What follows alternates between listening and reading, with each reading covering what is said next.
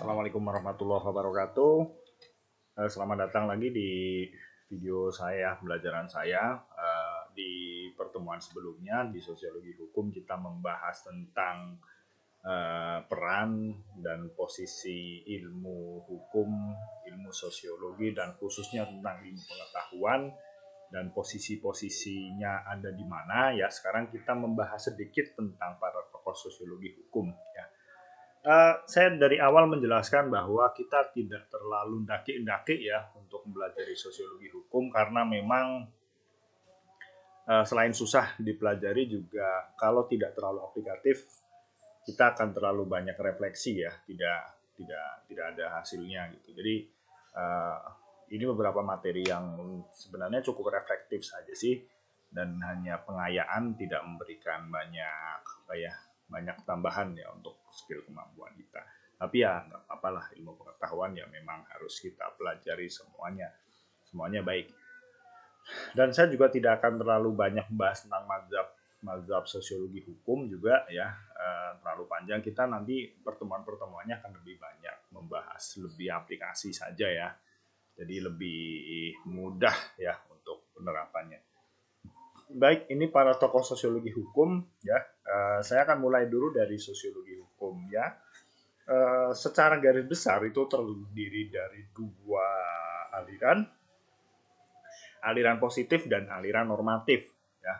Aliran positif itu aliran yang mendasarkan diri pada positivisme ya. Positivisme itu sebenarnya aliran juga dalam filsafat ya, yang mendasarkan diri pada hal-hal yang positif ya. Hal-hal yang positif ini bukan hal-hal yang baik gitu ya, kayak olahraga atau baca buku atau kegiatan-kegiatan outdoor itu kegiatan positif, bukan. Positivis dalam filsafat itu adalah sesuatu yang teramati, ya, sesuatu yang teramati atau sesuatu yang bisa dijangkau oleh indera kita itu adalah hal yang positif ya. Nah, positif ini sebenarnya adalah kritik terhadap metafisis ya, terhadap metafisika, sesuatu yang di luar jangkauan indera kita gitu ya. Mata kita kan digunakan untuk melihat ya, hidung kita untuk mencium bau ya, terus lidah kita itu mengecap rasa, telinga kita mendengar ya, dan kulit kita adalah indera perasa. Nah, di luar hal-hal yang didapatkan oleh objek kita ya, itu bukan hal yang positif gitu ya, termasuk ya bukan negatif juga sih. Saya nggak tahu sejak kapan konsep positif dan negatif diperhadapkan ya, nggak tahu saya itu apakah ada istilah tersendiri positif dalam ilmu alam dan positif dalam ilmu filsafat. Tapi yang kita bahas di sini adalah positif itu maksudnya adalah sesuatu yang bisa kita jangkau oleh indera kita. Ya. Dan itu dilawankan dengan metafisika. Meta itu sebenarnya adalah melampaui.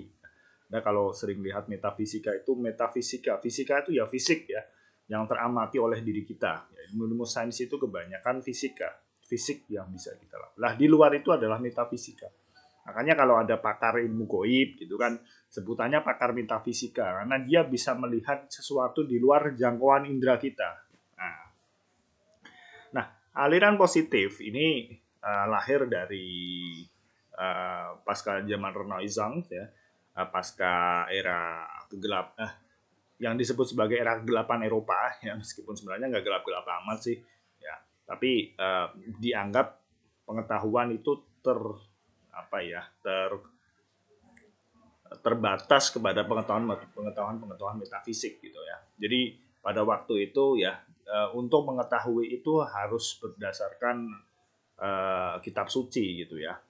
Pengetahuan itu tidak bisa dihasilkan oleh manusia. Kemudian lahir seorang Immanuel Kant yang kemudian merumuskan bahwa seorang itu bisa mengetahui fakta, seorang itu bisa mengetahui, dan seorang itu bisa menghasilkan pengetahuan, merumuskan sesuatu, dan seterusnya.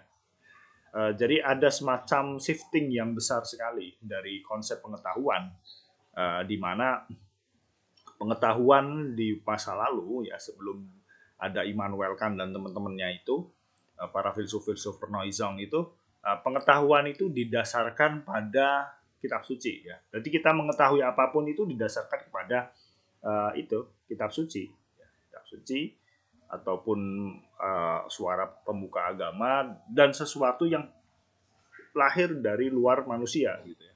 Jadi manusia itu tidak bisa mengetahui sesuatu. Ya. Makanya dianggap gelap ya, manusia tidak bisa menguasai. Dan adanya positivisme salah satunya adalah menolak aliran tersebut. Positivisme menganggap manusia itu bisa mampu mengetahuan ya, mampu mengetahui sesuatu. Di pertemuan sebelumnya saya menjelaskan tentang Verstehen ya, itu sebenarnya adalah satu proses pemikiran dari Immanuel Kant ya, di mana manusia itu bisa memahami sesuatu, manusia juga bisa memahami sesuatu, dan manusia bisa menyimpulkan sesuatu. Dan salah satu proses logika formal itu dianggap salah seorang filsuf itu sebagai salah satu penemuan terbesar mazhab orang-orang Eropa gitu ya. Ya sebenarnya dimulai dari situ. Nah, saya ingin menekankan bahwa aliran positif dalam sosiologi hukum itu adalah dia hanya melihat bahwa hukum itu adalah sesuatu yang bisa teramati. Di sini adalah maksudnya adalah ontologinya adalah ontologi empirik gitu ya, bukan ontologi idealisme ataupun ontologi yang lain ya, metafisik dan seterusnya. Jadi bagi aliran positif gitu ya, hukum itu adalah sesuatu yang tampak gitu ya, tampak dalam kehidupan manusia gitu ya. Jadi kalau sesuatu yang tidak tampak ya, sesuatu yang tidak ada ujungnya itu bukan hukum gitu ya. Jadi aliran positif ini salah satunya adalah siapa lupa saya nanti dibaca lagi ya, saya agak lupa aliran positif siapa. Nah, aliran positif jika menganggap bahwa hukum itu adalah sesuatu yang teramati, maka beda dengan aliran normatif yang memandang bahwa hukum itu adalah norma, tetapi bukan seperti dalam norma dalam positivisme yang positivismenya Kelsen yang menganggap bahwa hukum itu tidak tercampur oleh aliran-aliran non hukum ya, semacam sosiologi, semacam empirisme maupun idealisme. Hukum adalah hukum, tapi aliran normatif dalam hal ini adalah dia membahas bahwa hukum itu juga merupakan bagian pengaruh ilmu-ilmu lain ya. Hukum itu juga bagian dari ilmu sosial, hukum itu bagian dari ilmu ekonomi dan seterusnya. Istilahnya dalam penelitian itu hukum itu hanya diletakkan sebagai variabel yang berpengaruh gitu ya. Dia itu hanya objek saja, bukan bagian dari subjek ya. Jadi objek itu kan sesuatu yang diam. Dia tidak bersuara, dia tidak berkehendak sendiri, ya kan? Dia tidak memiliki kehendak untuk melakukan atas dasar dirinya sendiri, ya gitu. Karena kalau penelitian itu pasti biasanya seperti itu ya. Melihat objek itu sebagai sesuatu yang diam, makanya belakangan ada gugatan terhadap penelitian bahwa penelitian itu harus bersifat partisipatoris. Partisipatoris di sini adalah maksudnya kita objeknya itu selain dia hanya diam tapi dia juga diajak berbicara. Itu biasanya di penelitian-penelitian sosial ya. Saya contohkan saja misalnya kalian meneliti tentang ya ilmu sosial ya, bukan ilmu hukum. Ilmu sosial misalnya Anda meneliti tentang bekerja seks komersial gitu ya misalnya. Nah, dengan metode penelitian biasa ya dengan kualitatif mungkin Anda bisa melihat yang Anda teliti adalah pekerja seks komersial hanya pendapatan mereka. Ya Anda hanya melihat angka-angka saja ya tanpa melihat kenapa kemudian angka itu ada ya misalnya penghasilannya ada 100.000 per hari misalnya. Tapi Anda hanya menghitung angka-angka tersebut. Tidak kemudian menafsirkan di balik angka itu ada apa analisisnya, dan kita tidak memberi ruang kepada para wanita tunasusila itu untuk bicara lebih banyak. Gitu. Nah kalau partisipatoris itu kita selain selain mencari data ya, data itu juga memberikan mereka ruang untuk bicara lebih banyak. Jadi mereka tidak hanya dijadikan objek gitu ya, tapi subjek yang aktif juga. Gitu. Nah ini dua aliran dalam sosiologi hukum ya, tidak terlalu jelas bagaimana diferensiasinya yang tetapi di beberapa referensi ada dua aliran ini ya. Meskipun saya cek satu sama lain tidak ada penjelasan lebih panjang tentang bagaimana perkembangannya dan bagaimana perdebatannya itu tidak ada. Baik, setelah ini saya akan menjelaskan 3 sosiolog hukum ya dari berbagai macam era. Nah, yang pertama adalah Émile Durkheim ya. Émile Durkheim ini Dia terkenal karena membagi masyarakat menjadi dua. Sebenarnya bukan masyarakat, tapi solidaritas dalam masyarakat menjadi dua. Solidaritas mekanik dan solidaritas organik ya. Nanti di sini kita kesini dulu ya. Tentang solidaritas mekanik itu dalam solidaritas, jadi Durkheim itu membagi dalam dua aspek ya, itu aspek pembagian kerja. Ya, saya belum nyampe ke situ kenapa kemudian yang dibagi adalah aspek pembagian kerja. Saya belum sampai ke situ ya. Kita hanya ya salah satu kesulitan kita untuk mempelajari sosiologi hukum ya salah satunya ini ya, belajar materi-materi yang cukup reflektif adalah ini ya, karena eh, kita itu nggak boleh diem saja ketika ada penjelasan gitu. Kita tempatkan satu penjelasan itu belum final. Ya misalnya kayak gini deh, perbedaan solidaritas mekanik dan organik ya. Emile Durkheim itu membagi mekanik dan organik ya. Soalnya ini pembagian kerja rendah dan bagian kerja tinggi. Nah, kita tuh harus dalam alam pikiran kita tuh harus tertanam. Kok kenapa yang dibagi adalah tentang pembagian kerja? Ya, kenapa tidak yang lain? Gitu. Apakah ada hubungannya dengan revolusi industri? Ya, saya dari tadi menduga-duga itu, tapi cari beberapa referensi nggak ketemu juga ya. Apa yang menyebabkan Durkheim ke situ ya. Tapi ya ini dulu sajalah biar gampang. Kalau yang lain-lain nanti aja deh. Nah, dimulai dari solidaritas mekanik itu pembagian kerja yang rendah. Dalam hal ini pembagian kerja yang rendah itu dibuktikan bahwa tenaga kerja itu tidak terlalu banyak. Maksudnya jenis tenaga kerja itu tidak terlalu banyak ya, sedikit gitu ya. Dan solidaritas mekanik itu kesadaran kolektifnya kuat, artinya kebersamaannya kuat. Dan kemudian salah satu teori hukum yang diciptakan di Durkheim di sini adalah hukum represif yang dominan. Kemudian konsensus terhadap pola normatif, keterlibatan komunitas dalam menghukum, dan kuncinya adalah di sini bersifat primitif atau pedesaan ya. Nah, yang menarik adalah ketika dia membagi solidaritas mekanik ini, dia mencontohkan masyarakat pedesaan ya. Masyarakat pedesaan itu digambarkan oleh Durkheim itu sebagai masyarakat yang memiliki solidaritas mekanik. Ya, solidaritas mekanis ya, solidaritas yang bisa dibentuk ya, dibentuk sendiri. Dibentuk oleh masyarakat itu sendiri itu namanya solidaritas mekanik kan kayak gitu ya. Ya. Nah,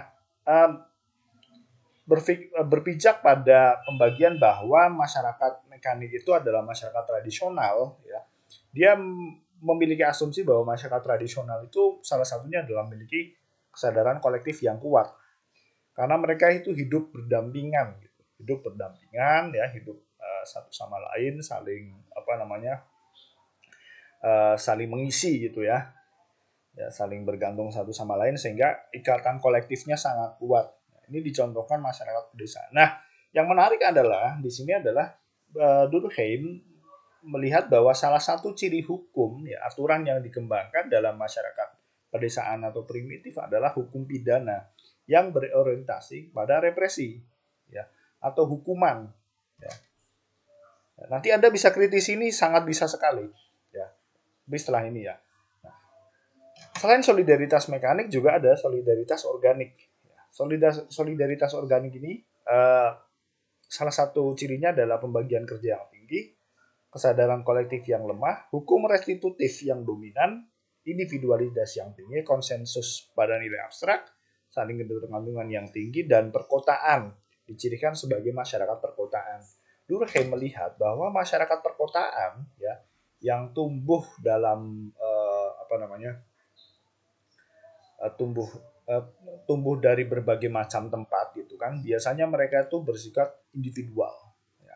Karena mereka itu tumbuh dari masyarakat dari budaya yang berbeda, biasanya mereka lebih ngegeng gitu ya, lebih ke satu orang yang punya identitas yang sama. Misalnya saya orang Jawa ya, terus kemudian saya ke Jakarta, kota di mana semua orang di Indonesia itu ada semua di situ, ras semuanya ada, agama semuanya ada, kebudayaan semuanya ada di situ. Nah, hal yang paling gampang bagi saya adalah saya harus datang ke orang yang identitasnya sama dengan saya. Misalnya saya orang Jawa Islam, saya pasti akan mencari orang yang satu ras, satu suku, satu agama, itu lebih memudahkan.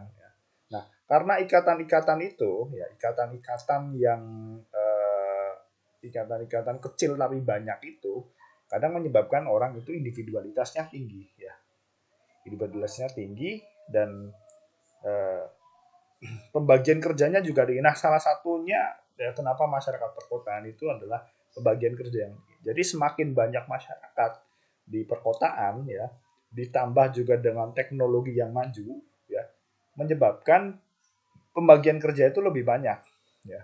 Fungsi-fungsi pekerjaan itu akan lebih banyak di kota yang mendukung kehidupan. Ya bayangkan saja, menurut Anda lebih banyak pekerjaan di kota apa pekerjaan di desa? Tentu saja lebih banyak pekerjaan di kota karena satu kebutuhan lebih banyak di sana ya. Kemudian yang kedua tentu saja adanya teknologi pasti menunjang orang lebih banyak. Ya dikira-kira aja lah pabrik itu atau perusahaan-perusahaan gede itu lebih suka menempatkan di kota atau di desa. Tentu saja di kota ya, atau di tempat yang akses jalannya mudah, akses internet mudah, akses listriknya mudah gitu kan. Dan seterusnya ya. Jadi dua hal ini dan satu hal lagi yang membuat apa namanya cukup kita garis bawahi adalah dalam masyarakat yang solidaritas organik mereka sangat membutuhkan hukum yang restitutif. Hukum yang restitutif itu adalah hukum yang lebih model model apa model hukum yang lebih uh, menekankan kepada pemulihan ya. Beda dengan represi yang dia lebih menghukum ya. Jadi Durkheim ini melihat bahwa masyarakat primitif atau pedesaan itu lebih suka hukuman yang sifatnya represi ya, lebih suka yang hukumannya adalah bersifat membalas gitu ya. Jadi hukum apa dibalas apa, kamu melakukan apa akan dibalas apa. Nah, beda dengan solidaritas organik di mana masyarakatnya plural ya, mereka lebih suka uh, aspek-aspek hukum yang restitutif, aspek-aspek hukum yang sifatnya memulihkan. Jadi tidak suka sesuatu yang bersifat membalas ya. Ya misalnya ada apa namanya? Ada penganiayaan gitu. Dengan model represi pasti dia lebih suka penganiayaan dibalas penganiayaan. Tapi beda dengan solidaritas organik di mana mereka lebih suka pemulihan saja. Misalnya ada penganiayaan, korbannya pasti meminta kalau dengan cara pandang restitutif itu pasti akan meminta pemulihan saja. Udah saya diobati aja deh, ya. Udah saya diobati aja sampai sembuh dan ya ada uang ganti lah, ya, misalnya seperti itu. Ya, itu model restitutif. Tapi apakah benar? Ya nanti dulu. Apakah dalam empiris, studi-studi empiris, dalam masyarakat primitif itu represi benar-benar diutamakan dan kemudian dalam solidaritas organik restitutif itu diutamakan ya nanti dulu misalnya kita bisa tes dalam apa namanya fakta-fakta yang mungkin sederhana lah apakah dalam masyarakat adat itu malah lebih suka represi sebenarnya enggak juga gitu sebenarnya enggak juga Anda kalau melihat penelitian-penelitian antropologi justru masyarakat adat itu adalah yang paling suka penyelesaian hukum secara restitusi atau restorasi bukan represi. Memang represi ada, tetapi nggak sebanyak dengan restitutif. Ya, ya mungkin sedikit karena memang tindak pidananya mungkin tidak terlalu banyak ya. Anda bayangkan di masyarakat hukum adat ada nggak tindak pidana pencucian uang kan nggak mungkin ada. Ya, inilah yang sebenarnya apa namanya perlu kita baca kembali ya cara pandang Durkheim terhadap apa namanya terhadap masyarakat modern itu seperti apa dan karena yang digunakan adalah basis pembagian kerja ini yang saya masih bingung sampai sekarang kenapa yang dibagi adalah berdasarkan pembagian kerja saja tidak pembagian apa saya menduga Durkheim ini sebenarnya terpengaruh Ibnu Khaldun ya, dengan teorinya tentang hadaroh ya. Khaldun ini hampir persis kalau Anda baca Ibnu Khaldun itu hampir ada persis di mana Ibnu Khaldun itu sangat memimpikan masyarakat perkotaan ya. Ya masyarakat perkotaan. Jadi dia menyebutnya itu ini kalau nggak salah Ibnu Khaldun dulu menyebut bahwa kota kota Madinah sebenarnya itu kan namanya kan bukan Madinah.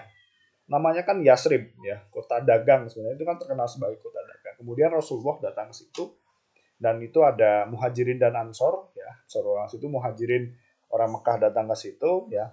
Dan kemudian dijadikan oleh Rasulullah itu dibangun satu model kota dagang, satu model kota yang sangat kosmopolit ya. Jadi Madinah sebelum Rasulullah datang itu memang sudah terkenal sebagai kota dagang ya. Kota di mana banyak orang itu datang ke situ, ya kan? Makanya dakwah Nabi kan lebih banyak di Madinah ya, 13 tahun, 10 tahun di Mekah, dan 10 tahun pun nggak banyak berhasil karena tentang banyak orang ya. Dan di Madinah lebih berhasil gitu ya. Nah, Ibnu Khaldun itu memimpikan masyarakat itu. Hadaroh ya.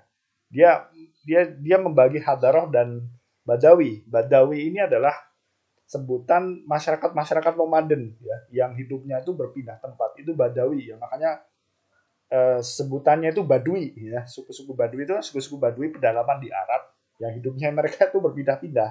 Nah, Ibnu Khaldun itu membagi itu. Kehidupan itu harusnya nggak boleh berpindah, tetapi bertempat di satu tempat gitu, dan kemudian membuat semacam hadaroh atau peradaban. Nah, gimana koyo dakwah? Ya, tapi kira-kira seperti itulah yang diambil oleh Durkheim ya terhadap Ibnu Khaldun ya. Dan kalau Anda belajar sosiologi ya, sosiologi pasti nggak akan lepas dari nama Ibnu Khaldun, nggak akan pernah lepas. Karena dia salah satu peletak awal ya, peletak awal tentang sosiologi itu di Ibnu Khaldun. Dan Ibnu Khaldun kan sebenarnya di Eropa ya, di mana Andalusia ya, di Spanyol gitu kan. Ya. Dan ya terlalu panjang sih kita terlalu bahas itu. Tetapi di sini bisa dilihat bahwa ada kemungkinan Durkheim terpengaruh Ibnu Khaldun dan seterusnya bisa banyak. Nah, sebenarnya yang menarik adalah di sini Durkheim berasumsi bahwa dalam masyarakat mekanik yang mereka adalah pedesaan lebih suka menghendaki hukum yang publis dan sanksi yang represif, dan sebaliknya dalam masyarakat organik atau masyarakat perkotaan mereka lebih suka solidaritas yang restitutif ya. Ya sebenarnya asumsi ini bisa kita uji sih. Misalnya Anda ke depan mau membuat skripsi tentang sosiologi hukum ya, misalnya Anda menggunakan tesnya Durkheim bahwa masyarakat, asumsinya adalah masyarakat hukum adat adalah suka yang represi, kemudian masyarakat perkotaan adalah masyarakat yang suka restitusi. Dia kita validasi lah, bener nggak, kita cek bener nggak masyarakat pedesaan suka hal-hal yang represi ya. Misalnya Anda bisa membuktikan, berarti Anda bisa mengatakan bahwa teorinya Durkheim salah gitu. Ya sebenarnya itulah ilmu pengetahuan itu ya bisa dibantah kapanpun ya, bisa dibantah kapanpun kalau Anda bisa membuktikan sebaliknya. Nah, ilmu pengetahuan itu seperti itu, hanya dibantah, kemudian dibantah siapa, terus seperti itu. Jadi ilmu pengetahuan itu sangat menariknya di situ ya, nggak ada selesainya. Oke, kita dari Durkheim kemudian ke Weber ya. Weber ini salah seorang sosiolog liberal juga ya. Saya malah dengar tahu Weber itu bukan sosiolog tapi penulis dulu Etika Protestan dan Kapitalisme ya. Pas S1 sering dapat buku itu. Belum pernah baca juga. Tapi tahu kesimpulannya dari teman-teman yang pernah membaca. Jadi bahwa salah satu energi kapitalisme itu adalah dari etika Protestan, yaitu etika Calvinis ya. Jadi saya nggak tahu penjelasannya seperti apa. Tapi yang jelas ada keterkaitan. Menurut Weber ya, kita nggak tahu bantahan-bantahan orang Calvin seperti apa. Nah, yang menarik dari Weber adalah dia pemikirannya tentang hukum, bahwa hukum itu bukan sesuatu yang murni seperti yang diandaikan oleh Hans Kelsen ya. Dia melihat bahwa hukum itu pada prakteknya terpengaruh oleh politik, filsafat, agama ataupun dia menyebut tentang honoratioren ini oleh Weber disebut ya ada dua, yaitu orang yang karena kedudukannya berhasil menduduki posisi-posisi kepemimpinan tanpa rugi secara nominal ya.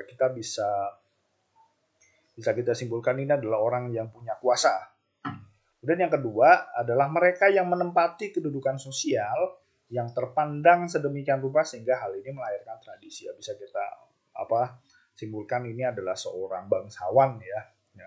Weber melihat secara strukturalis bahwa hukum itu terpengaruh oleh ini, politik, filsafat, agama, maupun honor tradition. Sehingga hukum itu bukan sesuatu yang bisa bersifat murni ya, seperti yang diandaikan oleh Kelsen. Kemudian Weber mengemukakan 4 tipe ideal hukum, ada irasional dan material, ada irasional dan formil, ada rasional dan material, dan terakhir adalah hukum nasional dan formal. Saya jujur penjelasannya ada ya, tetapi saya tidak mampu menjelaskan karena kita tidak tahu asal usul dia membagi ini seperti apa. Model belajar saya seperti itu ya. Mungkin teman-teman bisa pahami ya. Ketika ada seorang ahli mengatakan bahwa hukum terbagi menjadi dua, ya, hukum formal dan material. Nah, saya nggak akan berhenti ke situ. Saya akan berhenti kenapa dibagi menjadi dua, gitu. Kenapa tidak dibagi menjadi tiga? Nah, hal itulah yang ini biasa diajari senior-senior saya dulu harus belajar gitu. Nah, ini kemudian berpengaruh juga kepada saya ya. Misalnya ini saya harus mengartikan irasional dan material. Kenapa dibagi menjadi 4? Nah, ini saya belum ketemu jawabannya juga. Nah, jawaban itu kenapa harus seribet itu sih Pak? Karena dari situ kita akan ketemu ini. Kenapa dibagi menjadi rasional dan material? Nah, kenapa alasannya itu? Termasuk juga dalam hal ini ya. Durkheim membagi masyarakat berdasarkan pembagian kerja. Ini kita akan ketemu reasoningnya itu di mana gitu ya. Ini saya belum ketemu jadi belum bisa menjelaskan secara panjang lebar. Tapi ini beberapa inti pemikiran dari Weber adalah ini ya. Nah, Max Weber. Nah, dan terakhir ada Oliver Wendell Holmes ya. Oliver ini salah satu. Jadi Oliver Wendell Holmes ada dua ya. Oliver Wendell Holmes yang ini dan yang junior ya. Yang junior terkenal sebagai hakim agung Amerika dan salah satu hakim agung tertua ya di Supreme Court di Amerika, Mahkamah Agungnya Amerika ya, dan dia terkenal karena putusan-putusannya yang sangat realis ya. Jadi Oliver ini termasuk salah satu aliran realisme hukum. Nah, Oliver bersama Carl Dieglin dan Jerome Frank ini terkenal banget ya, menyatakan bahwa tugas hakim tidak hanya menerapkan hukum, tidak hanya menerapkan yukur, tapi juga membuat hukum. Bisa kita pahami bahwa Oliver ya, bersama Lewin dan Frank itu adalah orang yang tumbuh dari tradisi Amerika. Dan kita tahu sendiri bahwa di Amerika itu adalah negara yang menggunakan sistem hukum Anglo-Saxon yang sangat menekankan kepada putusan-putusan pengadilan. Ya, terhadap putusan-putusan pengadilan. Cuman ya realisme hukum ini ada beberapa perbedaan, misalnya dengan perbedaannya dengan praktik Anglo-Saxon. Nah, praktik Anglo-Saxon ya memang sangat mendasarkan diri pada putusan bahwa judgment law ya, bahwa hakim membuat hukum, tetapi tidak hanya itu. Dalam sistem judgment law ya, dalam sistem hukum common law, Anda bisa melihat ada prinsip stare decisis bahwa putusan itu bisa berlaku untuk putusan berikutnya atau kita bisa sebut sebagai jurisprudensi. Nah, realisme hukum menolak itu. Realisme hukum menolak bahwa setiap putusan bisa berlaku untuk putusan berikutnya. Karena apa? Realisme hukum ya, ini melihat bahwa setiap kasus itu adalah unik. Setiap kasus tidak bisa disamakan satu sama lain. Ya. Jadi kalau realisme hukum ini sangat berkebalikan dengan aliran positivisme. Jika aliran positivisme memandang bahwa hukum itu adalah aturan, realisme hukum sebaliknya. Hukum itu bukan aturan. Hukum itu tingkah laku orang. Atau sebutannya adalah manifestasi simbolik ya. Kalau sebutannya Siddhartha itu adalah manifestasi simbolik ya. Hukum itu adalah yang termanifestasi secara simbolik baik dalam kehidupan, balik dari tingkah laku masyarakat. Ini beda ya dengan aliran mazhab sejarah karena dia institusi yang terlembagakan. Tapi kalau realisme itu adalah pola perilaku yang pola perilaku yang termanifestasi gitu ya. Jadi misalnya karena realisme hukum ini menolak aturan perundang-undangan ya. Jadi sebenarnya realisme hukum ini adalah faksi radikal dari sistem common law ya. Sangat sangat-sangat bergantung kepada putusan pengadilan. Ya. Misalnya ada kasus putusan pemerkosaan, misalnya ada kasus perkosaan. Hakim itu tidak menggunakan aturan perundang-undangan untuk memutus. Karena apa? Karena setiap kasus adalah unik. Ya. Jadi dia tidak menggunakan aturan, tetapi menggunakan intuisinya sendiri. Ya. Bisa atau menggunakan pengalamannya sendiri atau menggunakan rasionalisasinya sendiri untuk membuat memutus kasus tersebut. Ya.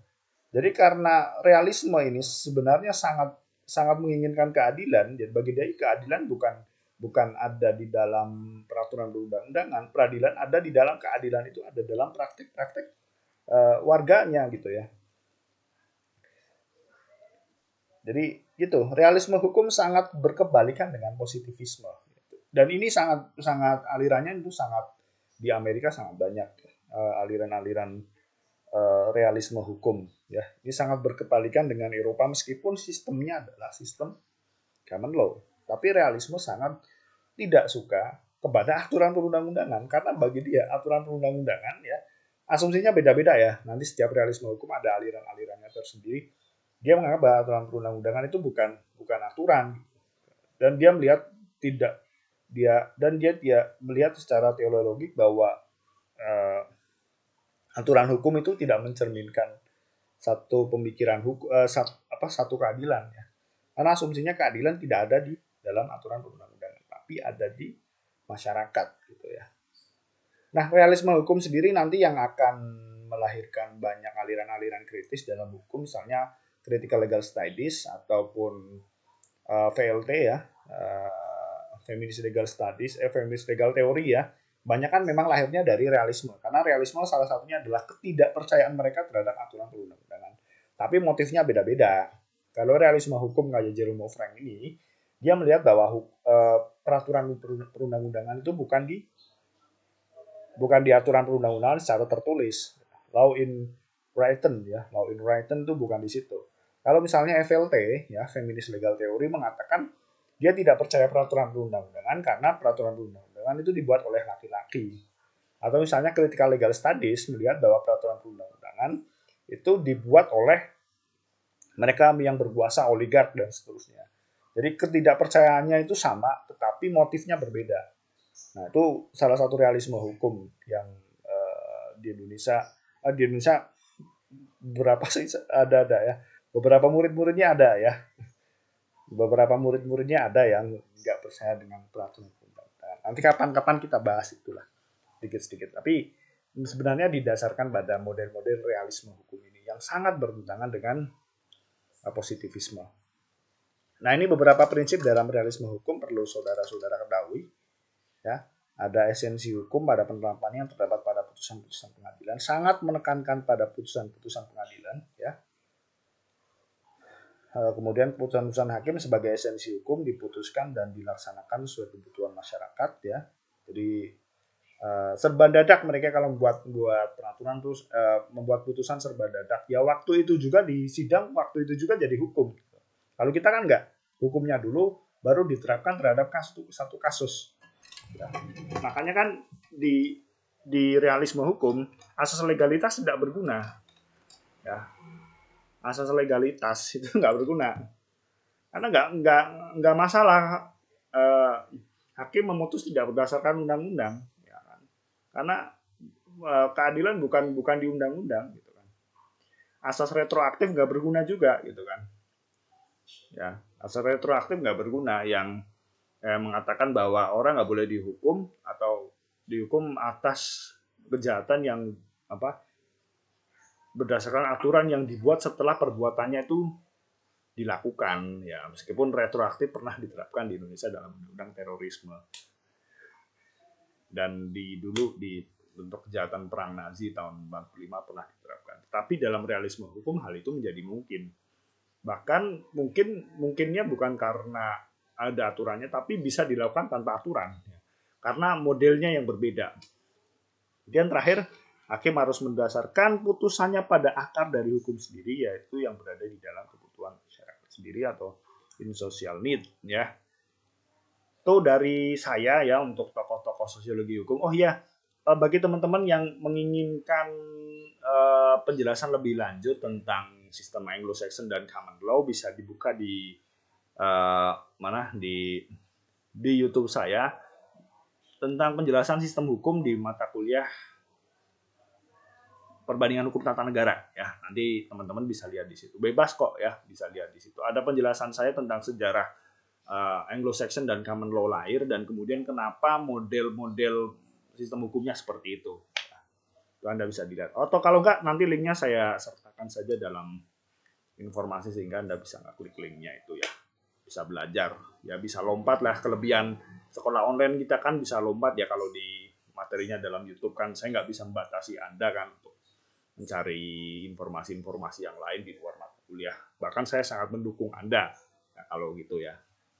Oke, dari saya kalau ada pertanyaan nanti di WhatsApp saja atau di kolom komentar ya. Ya kalau bisa dijawab ya, kalau enggak ya kita ampung dulu. Oke, dari saya cukup. Wassalamualaikum warahmatullahi wabarakatuh.